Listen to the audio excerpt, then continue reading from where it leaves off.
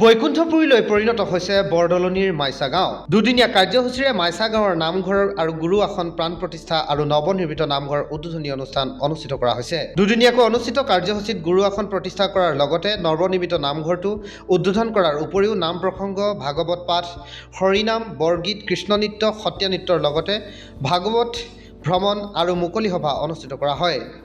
মুকলি সভাত আগন্তুক দিনত গুৰুজনৰ আদৰ্শেৰে জাতি, বৰ্ণ, ধৰ্ম নিৰ্বিশেষে একত্ৰিত হৈ এখন সুন্দৰ সমাজ গঢ়ি তোলাৰ ক্ষেত্ৰত আলোচনা কৰাৰ উপৰিও বিভিন্ন বিষয়ৰ ওপৰত আলোচনা কৰা হয়।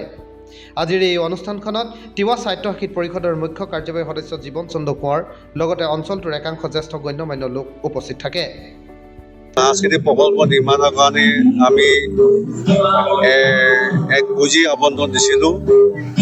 পুঁজি আবণ্টন দিয়াৰ পিছত কাম সমাপ্তি হৈছিল আৰু কাম সমাপ্তি হোৱাৰ পিছত আজি তেখেতসকলে এই অনুষ্ঠান ভাগৰ শুভ উদ্বোধন কৰিবৰ কাৰণে আমাক আমন্ত্ৰণ কৰিছিলে আৰু এই শুভ উদ্বোধনী অনুষ্ঠানত উপস্থিত হৈ মই সঁচাকৈ ধন্যবাদ দিছোঁ বয়োজ্যেষ্ঠ পিতৃতুল্য গুৰুসকল, আইমাতৃসকল আৰু আমাৰ যুৱক যুৱতীসকল সকলোৱে আজিৰ এই মাইছা গাঁৱৰ নামঘৰৰ প্ৰাণ প্ৰতিষ্ঠা অনুষ্ঠানত সমবেত হৈছে।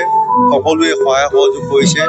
মই এটা কথাই আহ্বান কৰিছোঁ তিৱা সাহিত্য পৰিষদৰ মুখ্য কাৰ্যবাহী সদস্য হিচাপে আমি আধ্যাত্মিক চেতনাবোধৰ জৰিয়তে উদ্বুদ্ধ হ'ব লাগিব আৰু আধ্যাত্মিক চেতনাবোধৰ জৰিয়তে সমাজখনক এক সংস্কাৰমুখী সমাজৰ দিশেৰে আগবঢ়াই নিব লাগিব। কিন্তু জাতি হিচাপে জীয়াই থাকিবলগীয়া হ'লে আমি নিজস্ব যি পৰম্পৰা, কৃষ্টি, সংস্কৃতি, ভাষা এই সকলোবিলাক আমি ধৰি ৰাখিবৰ কাৰণে আমি প্ৰয়াস কৰিব লাগিব। এই ধাৰণাটো নিশ্চয় ইতিমধ্যে তিৱা ছাত্ৰ সন্থাৰ বিষয়ববীয়াসকল, মহিলা সন্থাৰ বিষয়ববীয়াসকল, সাহিত্য সভাৰ বিষয়ববীয়াসকলে ধেমাজি জিলাত তেখেতসকলে এইটো ব্যৱস্থা গ্ৰহণ কৰিছে আৰু আমিও তিৱা সাহিত্য পৰিষদৰ জৰিয়তে তিৱা জনগোষ্ঠীৰ মাজত তিৱা ভাষাটোক জীৱিত কৰি ৰাখিবৰ কাৰণে আৰু তিৱা কৃষ্টি সংস্কৃতি পৰম্পৰাক ধৰি ৰাখিবৰ কাৰণে ইতিমধ্যে আমি বিভিন্ন কাৰ্যসূচী অৱলম্বন কৰিছোঁ। গতিকে আজি মাইছা গাঁৱৰ যি এক প্ৰাণ প্ৰতিষ্ঠা অনুষ্ঠান নামঘৰৰ, গতিকে এই নামঘৰৰ প্ৰাণ প্ৰতিষ্ঠা অনুষ্ঠানটোক আমি সাংস্কৃতিক প্ৰকল্পৰ নাম হিচাপে দি এই অনুষ্ঠানভাগ আমি ইয়াতে নিৰ্মাণ কৰিবৰ কাৰণে চেষ্টা কৰিছিলোঁ। গতিকে নিৰ্মাণ কাৰ্য সম্পন্ন হোৱাৰ পিছত আজি আমাৰ মাননীয় প্ৰাক্তন মন্ত্ৰী ৰনোজ পেগু ডাঙৰীয়াও ইয়ালৈ অহা কথা আছিলে, কিন্তু তেখেতে হয়তো সন্ধিয়া হ'লেও আহিব। তেখেত উপস্থিত নহ'লেও আমি আহি এই অনুষ্ঠানভাগত উপস্থিত হৈ ৰাইজৰ যিখিনি সঁহাৰি পাইছোঁ তাৰ কাৰণে মই ৰাইজক ধন্যবাদ আৰু কৃতজ্ঞতা জ্ঞাপন কৰিছোঁ। আৰু ধেমাজি জিলাৰ উন্নয়নৰ ক্ষেত্ৰত বিশেষকৈ আমি তিৱা সাহিত্য পৰিষদৰ জৰিয়তে ইতিমধ্যে ধেমাজি জিলাৰ যি 28খন তিৱা গাঁও আছে, সেই 28খন তিৱা গাঁও অসম চৰকাৰৰ নেতৃত্বত মাননীয় মুখ্যমন্ত্ৰী হিমন্ত বিশ্ব শৰ্মা ডাঙৰীয়া আৰু ৰনোজ পেগু ডাঙৰীয়াৰ যি পূৰ্ণ পৃষ্ঠপোষকতাত এই 28খন গাঁও সংলগ্ন কৰি এটা সমষ্টি নিৰ্ধাৰণ কৰিছে। ইতিমধ্যে নটিফিকেশ্যন হৈছে। গতিকে নিৰ্বাচন নিশ্চয় অনুষ্ঠিত হ'ব। নিৰ্বাচন অনুষ্ঠিত হোৱাৰ পিছত ইয়াত যেতিয়া যিজন পাৰিষদ নিৰ্বাচিত হ'ব, এই পাৰিষদৰ জৰিয়তে তিৱা ছাত্ৰ সন্থাৰ বিষয়ববীয়াসকলে আলাপ আলোচনা কৰি ইয়াত কৰণীয় যিবিলাক কাম আছে সেইখিনি কৰিবৰ কাৰণে আমাৰ ফালৰ পৰা চেষ্টা কোনো ধৰণৰ ক্ষতি নকৰোঁ।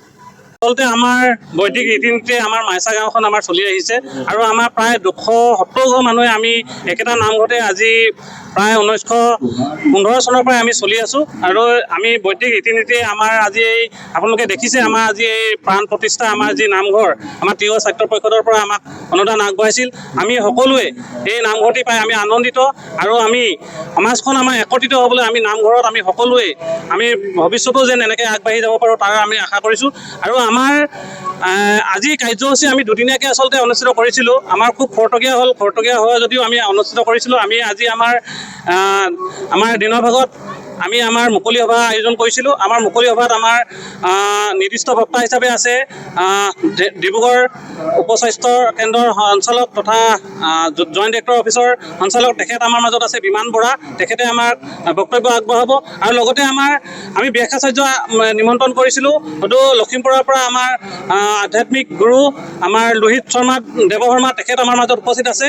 আমি ইতিপূৰ্বে দিনৰ ভাগত আমি এই অনুষ্ঠান আয়োজন কৰিম আৰু সন্ধিয়ালৈ আমাৰ ধেমাজি যি আমাৰ নাগাৰা নামৰ আমাৰ যিটো টীম, আমাৰ প্ৰবীণ দিহিঙীয়া যিটো টীম, আমি তেখেতলোকক নিমন্ত্ৰণ কৰিছিলোঁ। আমি তেখেতক আমি সন্ধিয়াৰ পৰা আমি অখণ্ড নাম কীৰ্তন আমাৰ ৰাইজে ল'ব আৰু এই অখণ্ড নাম কীৰ্তনৰ যোগেদি আমি আমাৰ এই কাৰ্যসূচী সমাপ্ত হ'ব।